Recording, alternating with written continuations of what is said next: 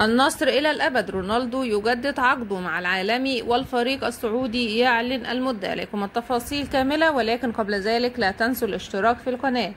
أعلن نادي النصر السعودي تجديد عقد نجمه وقائده البرتغالي كريستيانو رونالدو حتى عام 2027، وذلك بعد أسابيع من الجدل والتساؤلات التي أحاطت بمستقبل صاروخ ماديرا مع النادي السعودي.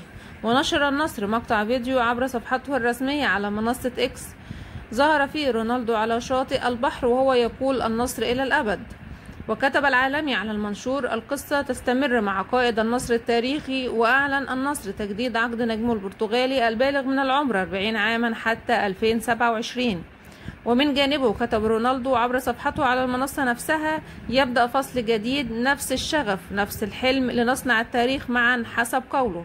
وكانت قد أحاطت الشكوك بمستقبل رونالدو مع النصر بعد نهاية الموسم الماضي بدون ألقاب، ولكن العالمي نجح في نهاية المطاف في الإبقاء على صاحب الكرات الذهبية ال5 في صفوفه.